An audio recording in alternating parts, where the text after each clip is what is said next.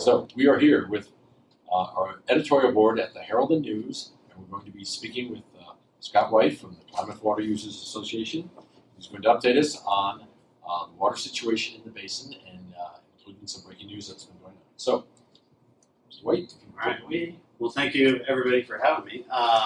So yeah, breaking news virtually like on the hour, at the very least daily. I'll start with the recent judge's ruling. Obviously that did not go in our favor. Therefore, 50,000 acre feet is still needs to remain available for dilution flows. Relative to those dilution flows, one of the triggers, the prevalence of infection, was actually triggered, and so those dilution flows, to my understanding, are going to happen as quickly as possible. So that 50,000 acre feet that's held in reserve will start being used to ramp up in-stream rates on the Klamath River up to 3,000 acre feet. I can't remember what the flow is right now in the river, but in essence, we've got to get up to 3,000 acre feet for 7 days, and then the prevalence of infection will be reassessed. And if it doesn't drop back down below 20%, then we have to ramp up to 4,000 cubic feet per second. If you do the math, 50,000 acre feet would get burnt up pretty quick in a situation like that. So I can't imagine that it would last a full 2 weeks. I'm just looking at the temperatures in the river, though, and I can see dilution flows potentially not bringing that prevalence of infection down. That disease is really, I can't think of the right word, but it responds to temperature. And so the higher the temperature, almost the worse the situation in the river. So the temperatures are rising in the river as we speak. So my instinct is we'll probably see flows elevated in the river for at least a week and a half, maybe even upwards of 2 weeks, depending on where the flows are currently. So once that's done, those 2 weeks are up. Is there any more water in reserve for flows? Or flows are done for the season? So how the order is written, the 50,000 acre feet is up to 50,000 acre feet. So yeah, anything in addition. Now I think there are opportunities in the biological opinion and possibly even in the court order, if I remember, for the federal team to get together and discuss whether additional flows are needed.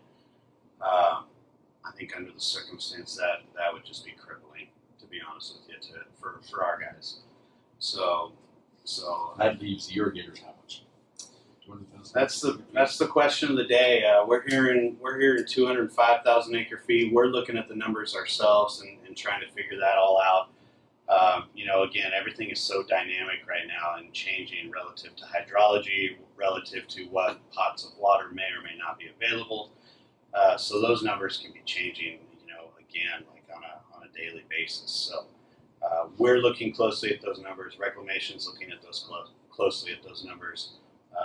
There is no ops plan. There is no drought plan. So this is kind of a unique situation with this injunction and having to operate alongside this injunction on top of a biological opinion. So it is very, very almost day by day operations. It's pretty incredible. So that was kind of the devastating news this morning. This afternoon, though, Congressman Walden stopped by our office just literally 30 minutes ago and broke the news that the Office of Management and Budget, that's been reviewing the reclamation spending plan, basically released. They okayed the plan, and so that money is in theory now available, or will be shortly available. And we were anticipating this money possibly not even being available till later this summer.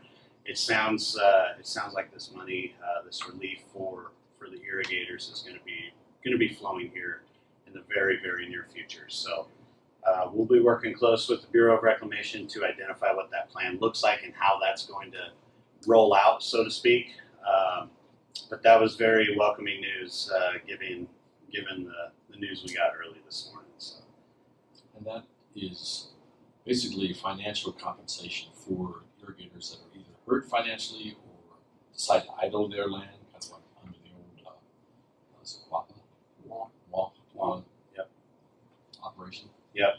So in theory, our goal, just from a community perspective, from a tax-based perspective, from an economic perspective, I think our goal is to make water out of this money, if you will. So there is groundwater available. Obviously, it's a limited resource, and so we want to be mindful of that, but we want to make sure that we don't fall short on that either, because water actually grows a crop, and crops get sold, and that generates taxes for the county and money for the producers, to which they then spend in the community, and it trickles down, so to speak, everywhere, and it's a much better deal for the community rather than a land idling program. Now, that being said, land idling does lower the demand on the project, and so land idling is a beneficial tool that can be used, but land idling does not generate a product or make a product that can be sold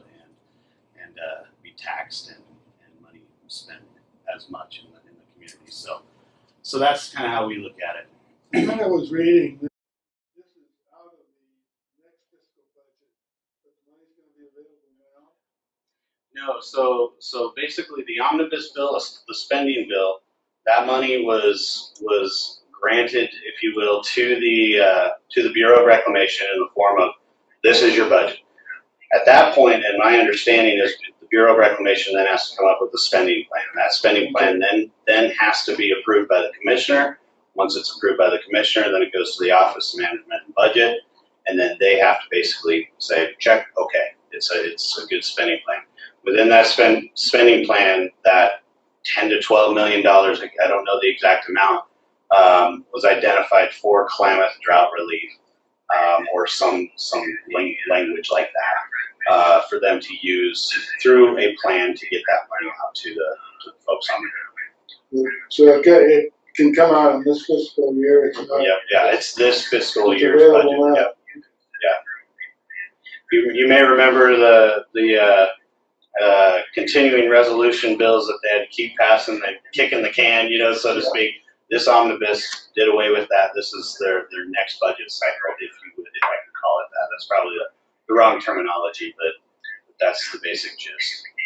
Would the money be available then to actually drill more wells, or when you're talking about groundwater, or is it to help with equipment for well? I think ideally it's going to be used for folks that already have wells that can be utilized to get water out to folks that may not, or on the ground, and then they wouldn't use surface water, so that surface water would be used for somebody that wouldn't have it. I don't think it's going to be used to drill new wells now. I think there's going to be some sort of a mitigation fund, if you will, in case groundwater levels start dropping and impacting domestic wells. There will probably be some money set aside for those domestic water users that are having issues with their well as a result. I can't anticipate there's going to be too much of that. Over the last few years, when groundwater was pumped, there were a lot of wells that were deepened, reconstructed, even drilled in some cases to mitigate those impacts to folks. And that's been, I can't even remember the number it was, but it was quite a handful. So I can't imagine that there's going to be that many that are going to be impacted going forward. Furthermore, groundwater levels over the last couple of years have come up 2 to 3 feet in many cases. So we're actually seeing a rebound in the aquifer. And so yeah, I don't anticipate a whole lot of that. Well, Oregon Water Resource Department is watching those levels really close. So if they start going down, they will shut down a lot of these wells. All our ground wells and stuff have limits on them. Do you think the on-project folks might make a call on water as well? It's been discussed. I think it's probably going to get discussed more. It hasn't been discussed in a manner of we're going to do it tomorrow, but I think it certainly is on people's minds. At the end of the day, the tribes have already made their call. The Department of Water Resources the Water Resources Department has already begun regulating up there. So you gotta kind of weigh that kind of stuff too and see what you actually get as a benefit of that. So that's my thinking. Kind of wait and see what that is first. And I did check the gauges this morning, and inflows are coming up into the lake as a result of that. So. Recognizing that 10 million or 12 million is pittance in relative terms, and is a one-year Band-Aid. What discussions, if any, are being considered or taking place behind the scenes that we don't read in the headlines to come up with a longer-term solution? Well, we're not going to be able to give you a Band-Aid every year. Yeah, absolutely. That's a good question. I think, I mean, you're very aware of Alan Mickelson's effort in the basin. You know, behind the scenes, I don't think there's a whole lot of conversations occurring yet. He's, in my mind, he's been out here trying to assess the situation, talking to the parties to come up with a strategy on how to move forward for this longer-term solution, if you will. I do think that strategy is going to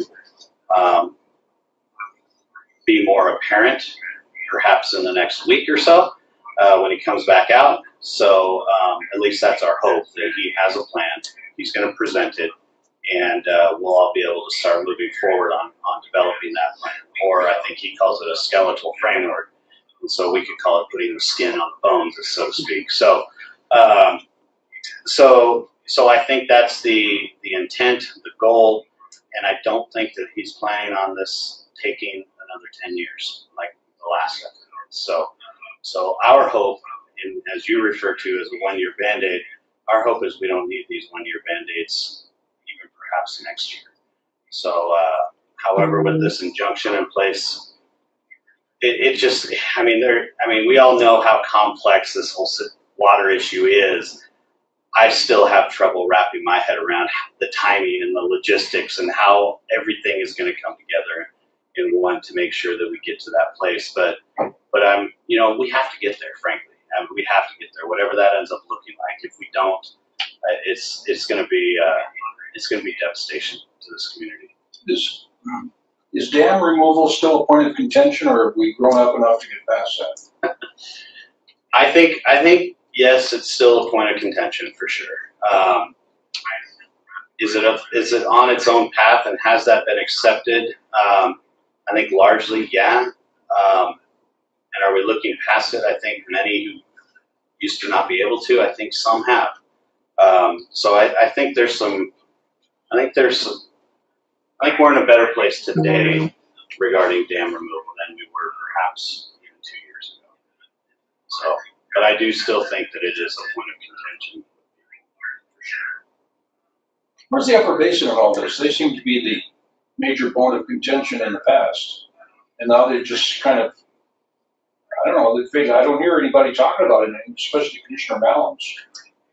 Yeah, obviously we represent the project, so this is my outsider view looking in on the off project, so to speak. But I read your guys' article in the paper the other day about the off project meeting up in Sprague River, and it didn't sound like they were too thrilled with what was going on. Obviously, since their agreement expired, or whatever the right term is, you know, that changed the rules in terms of regulating groundwater, and so more wells are being impacted now as a result of that.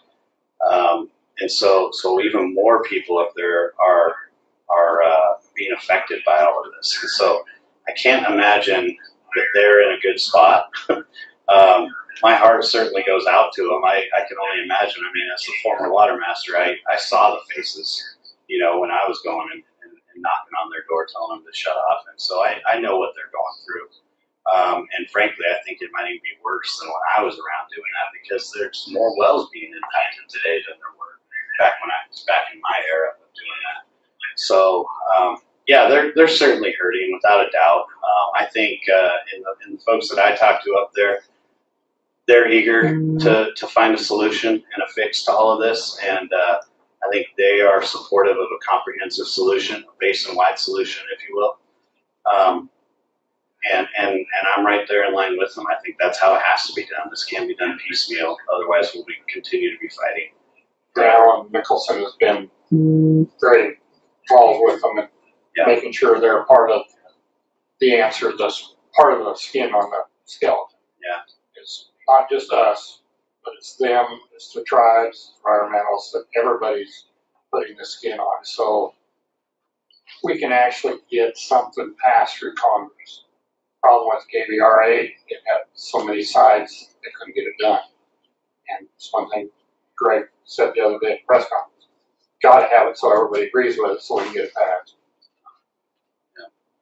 It has to be a congressional issue. It has to be a federal issue. I think so. I think there are pieces that can be done administratively, and that might be the approach. I mean, like I said, hopefully we learn more, in the coming weeks of what that might look like. But there are some pieces that I think can be done administratively. There are some things that need to be done legislatively, of course. So yeah, I think it could look like two different things. It could look like one big thing. So hopefully Mr. Mickelson understands what the approach was in the past and learns from those mistakes, if we can call them that, and has the right strategy going forward.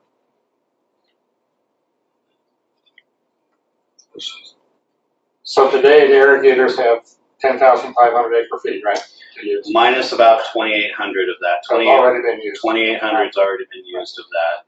And there is some water above that 50,000 acre feet buffer. I think the number I saw this morning was about 800 acre feet. Again, we're looking at all these numbers too. We're looking at them closely to see if those are accurate or not. So that 800 is for the whole month of May. Yep. Not right now. Above that 10,500. Yeah, right. And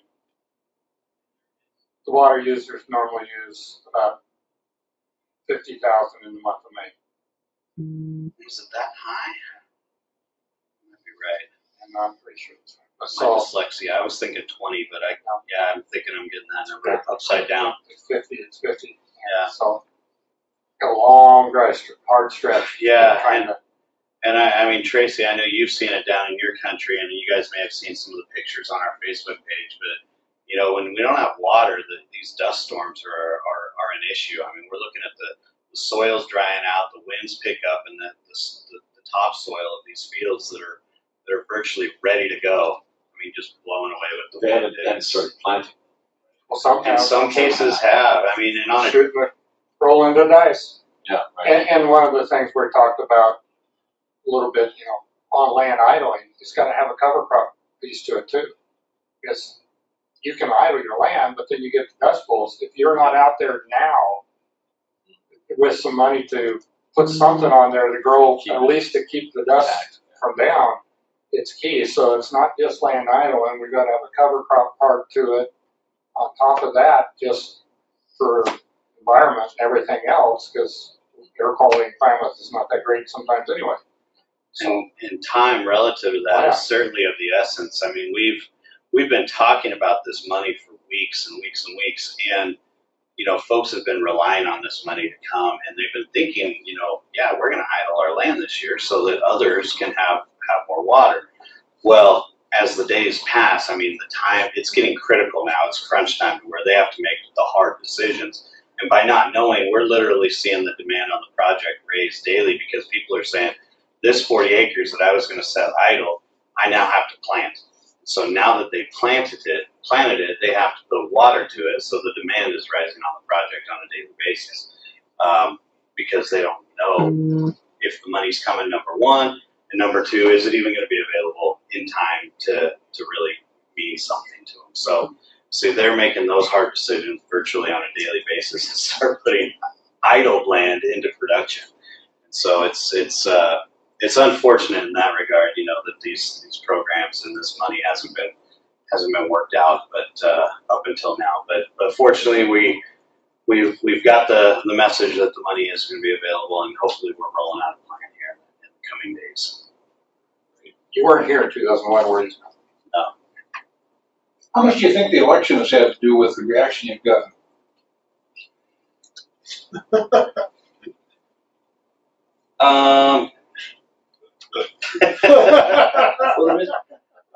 Maybe a little bit. I mean, it's politics at the end of the day, right? Well, it's people's lives.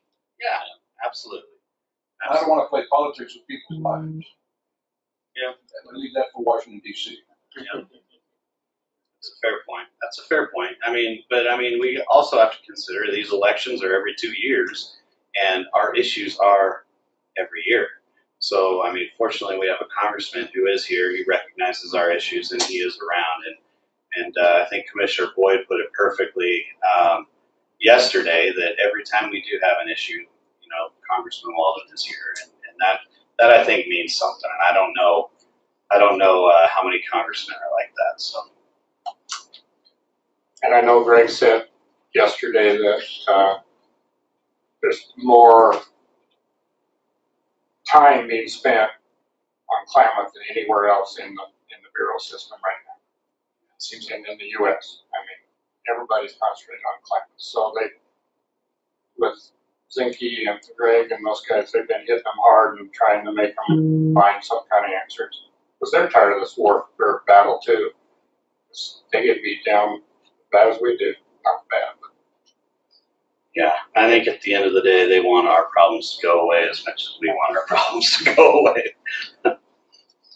One more piece of that, though, is the waterfowl refuges down low. Is there anything set aside for them, or is it just like they take whatever gets there at this point? I think our president and manager to the Lake Irrigation District was telling me not too long ago that, you know, the very least that they've ever pumped through Sheepy Ridge over to the refuge is 8,000 acre feet. So I don't think that we're going to see a year where the refuge doesn't get anything. They're going to get at least that. At least that's what history tells us. And is there going to be water available at the end of the year for the refuge? I could potentially see that. I mean, we're not delivering water at a rate that we historically have, and so we have this block of water. We just can't use it today because of lake levels. Well, that's all going to come loose here, hopefully in June or so, and all that water is going to be available.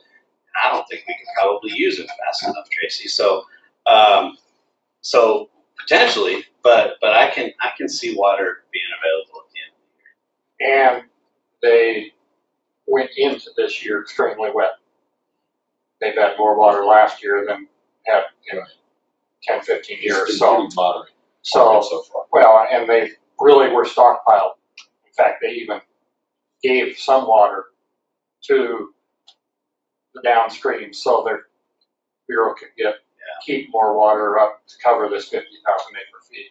They've been part of the solution to get the bureau where they could move 50,000 acre feet and start releasing us some water. year. And I mean, the refuge is a big part of our community also. I mean, we don't want to leave them out to dry either. So if there are opportunities to where we can help them out, get them some water, then I think that would be overwhelmingly supported by the ag community. Okay.